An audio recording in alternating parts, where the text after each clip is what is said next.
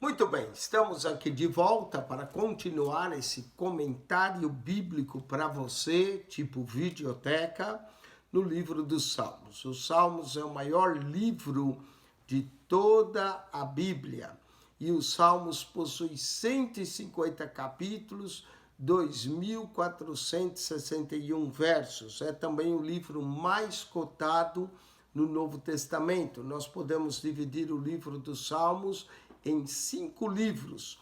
Do Salmo 1 ao 41 seria o livro 1. Nós já vamos concluir o livro 1. Do Salmo 42 e 72, agora são 30 salmos, corresponde ao livro 2. O livro 3 é o menor de todos, vai dos Salmos 73 ao 89, apenas 16 salmos. O livro 4, do Salmo 90 ao Salmo 106, também 16 salmos.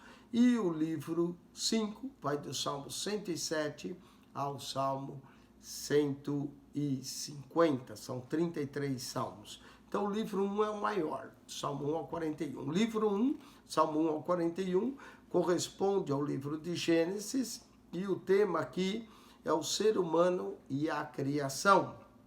O livro 2 vai do Salmo 42, 72 e retrata o livro do Êxodo. Nós vamos ver salmos de livramento e da redenção. O livro 3 fala acerca da adoração e do santuário, corresponde ao livro de Levítico. O livro 4 fala do deserto e os caminhos de Deus. Lembra o povo no deserto e nos caminhos de Deus. Corresponde ao livro de Números. E o livro 5, que vai do Salmo 107, 150, dá ênfase à palavra de Deus e o seu louvor, que corresponde ao livro de Deuteronômio. Nós vamos concluir o livro 1. A maioria dos salmos do livro 1 são de Davi. Nós estamos agora no Salmo de número 40 e vamos também comentar o Salmo de número 41. Falando um pouco desse Salmo 40, que é um salmo que nos convida a esperar no Senhor. O salmista diz: esperei com paciência no Senhor. Esse salmo combina duas partes. A primeira é ações e graças pelos muitos atos da misericórdia de Deus, que o cantor recebeu misericórdia da parte de Deus. E a segunda apresenta um novo exemplo de necessidade da ajuda do Senhor.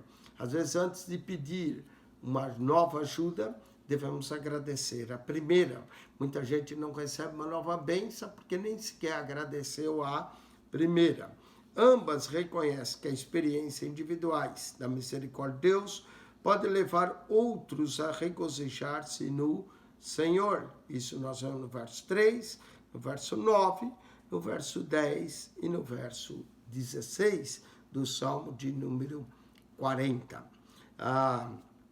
Esse salmo é muito bonito, muita gente fala muitas vezes ele, esperei com paciência no Senhor.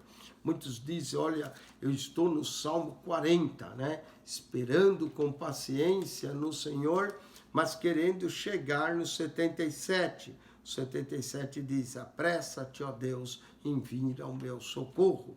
Então, nós queremos ter a paciência de esperar, mas queremos que o Senhor venha apressadamente ao nosso socorro, não é? Apressa-te, ó, Salmo 40, né? Esperei com paciência no Senhor. É sempre bom esperar e com muita paciência no Senhor, não é? Mas, na verdade, Salmo 70, mas querendo chegar no 70. O 70 diz, apressa, ó Deus, em me livrar. Senhor, apressa em ajudar-me. Então, é uma comparação. Agora tem que esperar com paciência, tem hora que a gente quer que Deus tenha pressa em nos vir livrar. Paciência é uma virtude. Paciência também demonstra fé. Diz Paulo na sua carta aos Romanos, no capítulo 5, que são as tribulações que produzem a paciência. Então, vamos meditar nesse salmo aqui de número 40, que é um salmo maravilhoso, também de Davi, atribuído, a epígrafe atribui o salmo a Davi, não é? Esse salmo um salmo que combina, como nós dissemos, as duas partes da misericórdia, ações e graça. e depois um novo pedido. Aqui Deus ouve a alma paciente, a alma que sabe esperar nele. A obediência é melhor do que o sacrifício. Isso disse o profeta Samuel a Saul quando achava que queria sacrificar a Deus. Obedecer é melhor do que o sacrificar. E o salmista faz a oração a Deus para que o livre de todos os seus males. Vamos lá. Salmo 40, verso 1. Esperei com paciência no Senhor, e ele se inclinou para mim e ouviu o meu clamor. Amém? A paciência é uma bênção. A paciência não deve ser desprezada. Nós devemos ter paciência. A paciência, como disse Romanos 5,3, ela é produzida muitas vezes na tribulação. Nós também temos que ter paciência para a vinda de Jesus. Tiago usou Jó como exemplo de paciência e o fim que Deus lhe deu. Tiago 5,11. E ele menciona que vede a paciência do patriarca Jó. O exemplo também da paciência dos profetas, Tiago 5,10. E o exemplo da paciência de Jó, em Tiago 5,11. Paciência, então, é uma virtude. E diz aqui, esperei com paciência no Senhor, e ele se inclinou para mim e ouviu o meu clamor. E não só se inclinou e ouviu-me, tirou-me de um lago horrível. Lago horrível, aqui um lago, um charco de lodo. Lembra de areia movediça, não é? O salmista se encontrava num charco, ele diz, de lodo. Muitas vezes nós nos encontramos no charco do lodo do pecado e o Senhor pode nos tirar. E pôs os meus pés sobre uma rocha. Tirou-me e pôs numa rocha. Então, de um lado ao charco de lodo que afunda, de outro lado a rocha firme, a rocha da salvação, firmou os meus passos. Nós lemos antes que os passos de um homem bom são confirmados pelo Senhor. Aqui Deus firmou os meus passos e pôs um novo cântico na minha boca, um hino ao nosso Deus. Muitos o verão e temerão e confiarão no Senhor. Então o livramento que Deus nos dá leva também outros a confiar. Pôs um cântico novo na minha boca, um hino ao nosso Deus. Muitos o verão e temerão e confiarão no Senhor, não é? Razões para cantar coisas novas a Deus, novo cântico, uma nova força que Deus nos dá, às vezes um novo entendimento, outras vezes podemos nascer de novo, uma nova vida, um arrependimento diante de Deus e uma promessa de uma nova cidade, a nova Jerusalém, amém? Pois um novo cântico na nossa boca. Aí vem uma bem-aventurança, verso 4. Bem-aventurado o homem que põe no Senhor a sua confiança. Bem-aventurado é o homem que confia no Senhor. Põe no Senhor a sua confiança e que não respeita os soberbos. O homem não atenta para aqueles soberbos, nem os que se desviam para a mentira. Felizmente, muita gente se desvia para a mentira, segue o caminho da mentira. Mas bem-aventurado o homem que põe no Senhor a sua confiança. Verso 5. Muitas são, Senhor meu Deus, as maravilhas que tens operado para conosco, e os teus pensamentos não se pode contar. Quem é que pode contar os pensamentos de Deus, que são muito mais altos do que a terra, né? Muitas são, Senhor, meu Deus, as maravilhas que tens operado para conosco, e os teus pensamentos não se pode contar diante de ti. Eu quisera anunciá-los e manifestá-los, mas são mais do que se pode contar.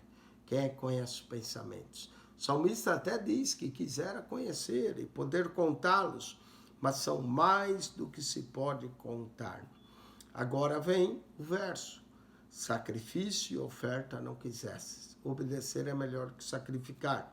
Sacrifício e oferta não quisesse. Os meus ouvidos abristes. Como é bom quando Deus abre os nossos ouvidos para ouvir a sua palavra. Diz, quem tem ouvidos, ouça o que o Espírito diz às igrejas, lá no Apocalipse. Mas é preciso que o Senhor abra os nossos ouvidos. O salmista declara: os meus ouvidos abristes, holocausto e expiação pelo pecado, não reclamasses. Interessante, o salmista fala disso no Salmo 51, né? Que ofertas e holocausto não quisesse, senão eu os a ti daria, mas as ofertas e holocaustos ao Senhor é um espírito quebrantado e um coração contrito não rejeitarás, ó Deus. Então aqui ele diz: sacrifício e oferta não quisesse. Não adianta o homem sacrificar a Deus e ter o coração longe de Deus. Não adianta o homem sacrificar a Deus e não ter ouvidos para obedecer a Deus. Aí lembra o que Samuel disse, que obedecer é melhor do que o sacrificar. Não é? O coração contrito, um coração abatido, o espírito contrito diante para Deus é melhor do que o sacrifício. Sacrifício e oferta não quisesse, os meus ouvidos abriu para me entender isso, que o holocausto e expiação pelo pecado não reclamasses. Então disse: eis aqui venho, no rolo do livro está escrito de mim. Aqui, novamente, aponta para o Messias. Todos os salmos temos que ver o Messias. No livro de Hebreus fala isso. Eis aqui venho, no rolo do livro está escrito de mim. No rolo do livro. Os livros eram como rolo, não é como hoje, né? Normalmente eram rolo, pergaminho. E eis aqui venho, no rolo do livro está escrito de mim. Que verso maravilhoso! Esse verso do Salmo 40, verso de número 7. Não é? No rolo do livro está escrito de mim.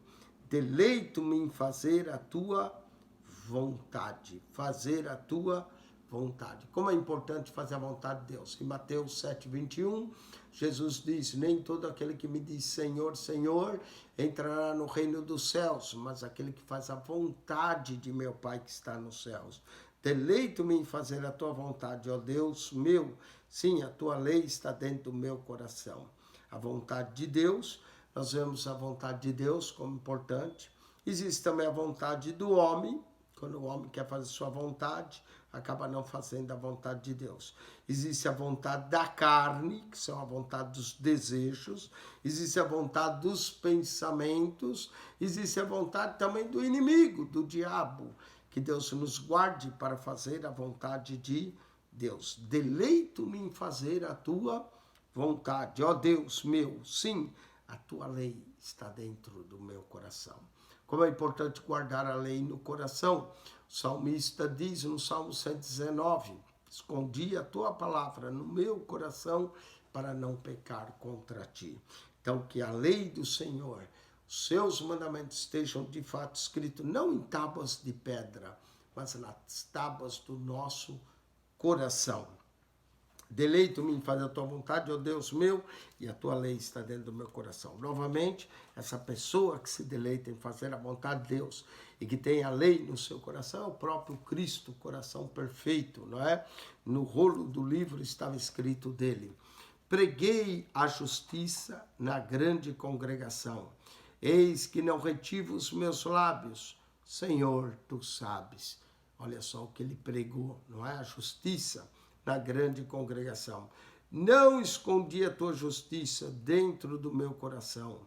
Apregoei a tua fidelidade e a tua salvação. Não escondi da grande congregação a tua benignidade e a tua verdade. Olha que verso, lindo verso do Salmo 40, verso 10. Aqui fala de algumas coisas de Deus. Justiça, fidelidade, salvação, benignidade, verdade. 6 coisas que revela o Salmo, né? Justiça, primeira. Fidelidade, segunda. Salvação, terceira. Benignidade, quarta. E verdade, quinta. Não é? 5 coisas. 5 coisas na verdade. Não escondi a tua justiça dentro do meu coração. apregoei a tua fidelidade é grande, e a tua salvação é a terceira. Não escondi da grande congregação a tua benignidade e a tua verdade. Essas coisas parecem caminham juntos em Deus, como justiça, fidelidade, salvação, benignidade, verdade. Verso 11, não detenhas para comigo, Senhor, as tuas misericórdias. A sexta é a misericórdia. Guarde-me continuamente a tua benignidade e a tua verdade, porque males sem número me têm rodeado. As minhas iniquidades me prenderam, de modo que não posso olhar para cima. Só me sentia vergonha de olhar para cima. Faz lembrar Jesus em Lucas 18, quando os dois homens subiram ao templo para orar. O fariseu orava, dizendo a Deus quanto ele era bom, mas o publicano nem sequer olhava para cima, mas batia no peito e dizia, tem misericórdia de mim. De modo que não posso olhar para cima. São mais numerosos do que os cabelos da minha cabeça. Ou iniquidade, não é? Mais numerosos que os cabelos da minha cabeça. Graças a Deus eu não tenho tanto cabelo, então já é menos iniquidade. Mas muitas vezes as nossas iniquidades são mais numerosas que os cabelos da minha cabeça, pelo que desfalece o meu coração. O salmista diz que o coração dele se desfalecia. Digna-te, Senhor, livra-me, Senhor, apressa-te em meu auxílio. Ele pede socorro, ele pede que o Senhor venha. Ele diz que esperou com paciência no Senhor. Mas agora no verso 13, digna, livra-me, apressa-te em meu auxílio. Estava esperando com paciência, mas queria pressa, não é? Apressa em meu auxílio. Seja um confundidos e envergonhado os que buscam a minha vida para destruí-la. Torne atrás e confunda-me os que querem o mal. A confusão de rosto pertence ao ímpio, mas ao justo pertence à luz, pertence à direção de Deus.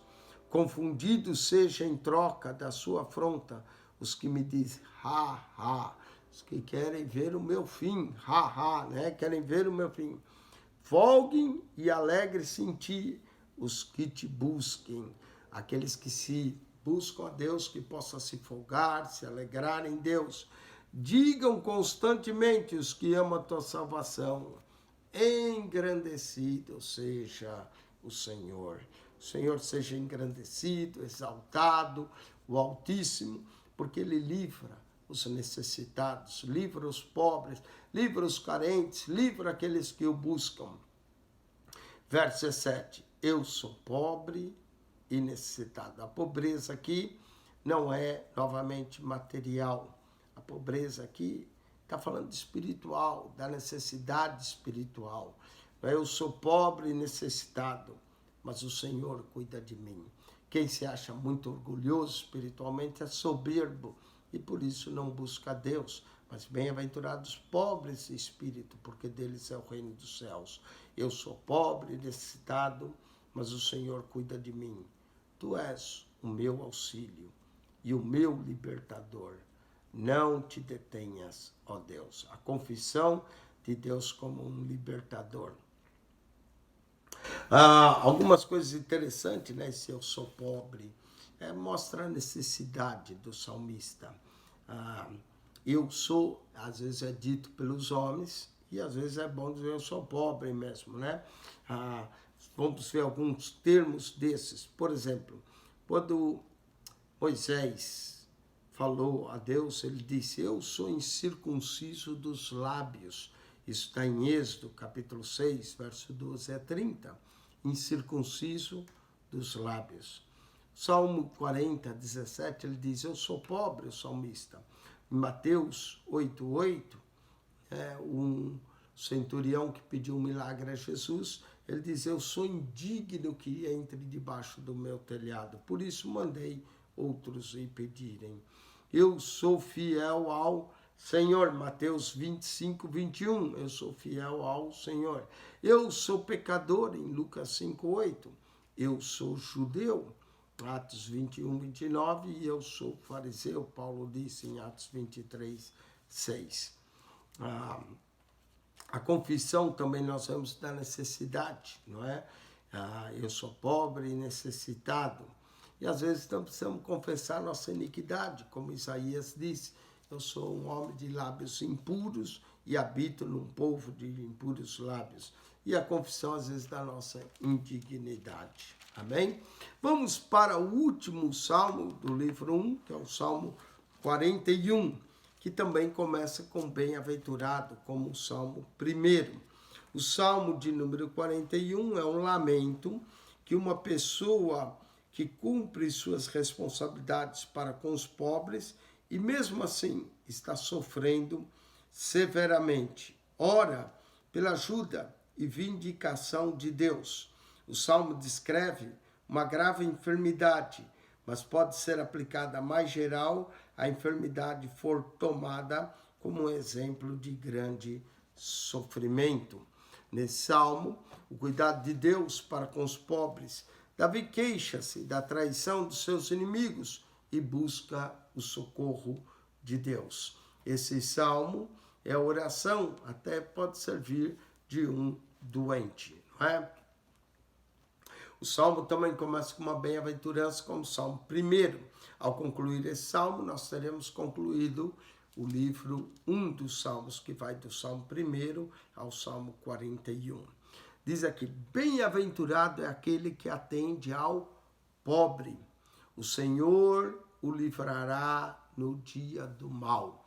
Note que aquele que atende ao pobre, o Senhor o livrará no dia do mal. O futuro do servo de Deus, né? O Senhor o livrará no dia do mal, o Senhor o livrará, o Senhor o conservará em vida. No verso 2, será abençoado na terra, não será entregue à vontade dos seus inimigos, o Senhor o sustentará no leito da enfermidade e será restaurado da sua enfermidade. Como é importante ajudar o pobre, o necessitado. Bem-aventurado é aquele que atende ao pobre. O Senhor o livrará no dia do mal. Diz aqui, o Senhor o livrará e o conservará em vida. Será abençoado na terra e tu não entregarás à vontade de seus inimigos. O Senhor o guardará até dos seus inimigos. O Senhor o sustentará no leito da enfermidade. Tu renovas a sua cama na doença. Como é bom atender ao pobre, ao aflito, ao necessitado, que o Senhor também cuidará de nós. Eu dizia, Senhor, tem piedade de mim, sara a minha alma. Note que a enfermidade aqui não é tanto física, mas da alma. Sara a minha alma, porque pequei contra ti. O pecado mostra-se a alma enferma. Tem gente que não está enfermo fisicamente, mas está enfermo na alma e precisa ser curado através da misericórdia, do perdão de Deus.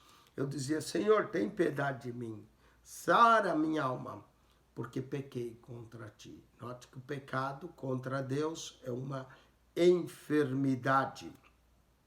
Os meus inimigos falam mal de mim, dizendo, quando morrerá ele e perecerá o seu nome? Olha que coisa terrível. Os inimigos desejavam a morte do salmista. Os meus inimigos falam de mim, dizendo, quando morrerá ele e perecerá o seu nome?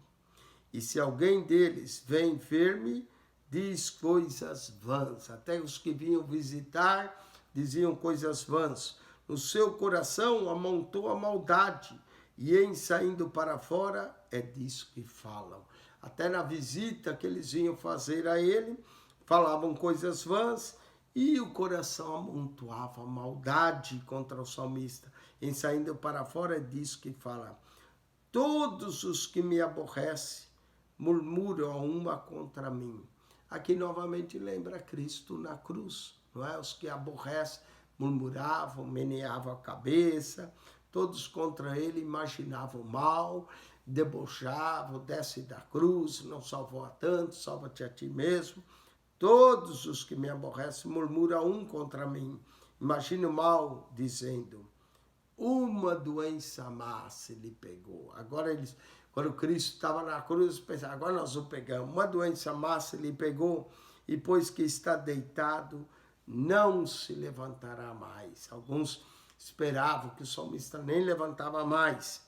Até o meu próprio amigo íntimo, agora aqui vai lembrar Judas, até o meu próprio amigo íntimo, em que eu tanto confiava, que comia do meu pão, levantou contra mim o seu calcanhar. Olha só, aqui novamente estamos vendo uma profecia, não é, de Judas, até o meu próprio amigo íntimo, que era considerado Judas, em quem eu tanto confiava. Jesus tanto confiou em Judas, que Judas era o tesoureiro do grupo, diz que Judas trazia a bolsa, lá em João capítulo 12, quando a mulher ungiu a Jesus, Maria ungiu a Jesus, aquele unguento caríssimo, né? E Judas disse, por que não se vendeu e deu esse dinheiro aos pobres? Né? Porque ele trazia a bolsa. E disse que não que ele tinha cuidado com os pobres, mas porque era ladrão e roubava o que era deitado na bolsa. Então Jesus confiou nele, colocando como tesoureiro. Era um amigo íntimo. Até Jesus, quando ele veio trair, Jesus disse, amigo, a quem viestes? Era considerado um amigo íntimo. Salmo 41, verso 9, refere-se a Judas, até o meu próprio amigo íntimo, em que eu tanto confiava, que comia o meu pão, levantou contra mim o seu calcanhar. Certamente também Davi, que esse é um salmo de Davi para o cantor, também teve alguém que o traiu, não é? Quando na revolta de Absalão, que Davi foi embora, alguns conselheiros de Davi ficaram lá com Absalão, não é? E foram traidores, e aqui é o que Davi, até Mefibosete, que Davi usou de misericórdia, ficou em Jerusalém. Tá certo que Mefibosete era aleijado, e Ziba, o servo de Mefibosete, veio falar mal. Então, Davi foi traído também por alguns amigos íntimos, não é? Às vezes nós temos amigos que acabam agindo de forma incorreta conosco, não é? Acaba nos traindo a nossa confiança e saem falando mal de nós. Olha só, até meu próprio amigo íntimo, em que eu tanto confiava, que comia do meu pão, levantou contra mim o seu calcanhar. Aqui se refere a Judas. Davi teve aqueles conselheiros seus que ficaram com Absalão, traíram a sua confiança e acabaram se mostrando como inimigos do rei, não é? Do rei Davi, nos conselhos até que deram a Salomão. Nós vemos isso, aqueles conselhos que os conselheiros, o Aitofel fica do lado de Absalão, antes era amigo de Davi, não é? Mas Aitofel acabou traindo a confiança de Davi. Isso está lá em 2 Samuel 17, você pode ler isso depois, Aitofel, que ficou com Absalão. E, no caso de Jesus, Judas. Meu pão levantou contra mim o seu calcanhar, mas tu, Senhor, tem piedade de mim e levanta-me, para que eu lhes dê o pago. Ou seja, pede a vindicação de Deus aqui. Ao mencionar pão, também é um símbolo da comunhão, não é? Cristo deu um bocado de pão a Judas, quando perguntado quem é aquele que há de trair, e aí ele tirou um bocado e deu a Judas. Por isso eu conheço que tu me favoreces, que o meu inimigo não triunfa de mim. Aqui foi profetizado acerca de Judas, como nós somos. Quanto a mim, tu me sustentas na minha sinceridade e me puseste diante da tua face para sempre. E aqui vai concluir, bendito seja o Senhor Deus de Israel, de século em século. Amém e amém. Assim encerra o livro 1. Ele encerra com esse amém, amém. Bendito seja o Senhor, Deus de Israel, de século em século. Amém, amém. Essa traição de Judas, ela foi profetizada no Salmo 41, 9, no Salmo 109, verso 5 e 8, Zacarias, capítulo 11, verso 12 e 13, Atos 1,16. ele permitiu que Satanás entrasse em seu coração, mesmo sendo um dos 12. João 6,70 diz isso. Ele traiu Jesus com um beijo. Apesar de tudo, recebeu de Jesus uma oportunidade. Em João 13, 1-5, Judas, infelizmente, acabou indo para o inferno. Ele é chamado de o filho da perdição, em João 17. E aqui conclui, o livro dizendo: bendito seja o Senhor Deus de Israel, de séculos em séculos. Amém. Amém. Forma linda, não é? Como conclui o livro 1, falando da bendição de Deus. Nós vamos, então, notar algumas coisas no livro dos Salmos, antes de terminar, a grandiosidade do livro dos Salmos. O saltério, além de ser um instrumento de cordas, como era, muito parecido com a harpa, é também um livro que reúne os 150 salmos contidos no livro bíblico dos Salmos. É uma coleção de hino sagrado, cuja finalidade era ser cantada pelos judeus ao som de instrumentos de cordas. Tanto as palavras saltério como salmo derivam-se do verbo grego psalo, que significa dedilhar ou tocar levemente. O rei Davi escreveu 73 salmos, Asaf, 12, os coraitas, 11, alguns dizem 12 também, Emã, 2, Etan, 1, Ageu escreveu um salmo, Zacarias 1, Moisés 1. Os demais salmos são anônimos. Salomão também escreveu 2 salmos. O livro todo levou quase que 900 anos para completar-se.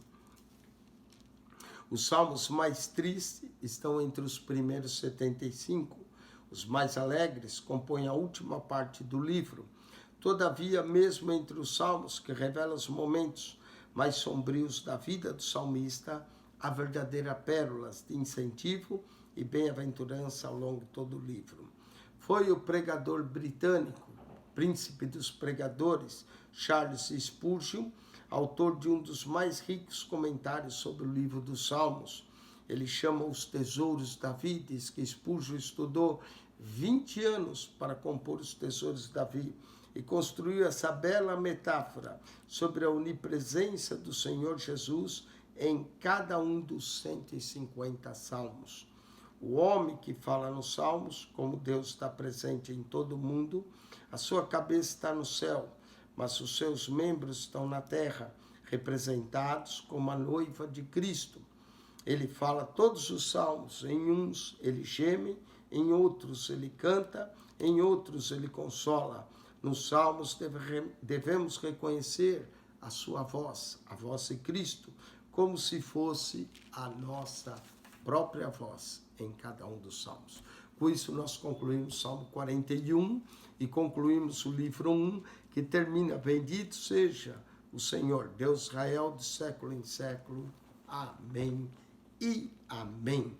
Amém e amém. Confirmando a palavra. Que Deus te abençoe. Se gostou desse comentário, coloque aí um sinal de joinha. Se você não subscreveu o nosso canal, subscreva no nosso canal e ajude-nos a divulgar. Esse é o único canal que comenta a Bíblia para você, capítulo por capítulo, verso por verso. Que Deus te abençoe, que desperte em você cada vez mais o interesse pela palavra de Deus e que nós possamos ajudar a esclarecer, trazer curiosidades para você e também a aplicação da palavra de Deus. Que a graça de nosso Senhor Jesus, o amor de Deus, nosso Pai, e a comunhão do Espírito Santo seja com todos vós em Cristo Jesus. Amém. Quem esteve convosco, pastor Eugênio Piacentini. Deus vos abençoe. Amém e amém.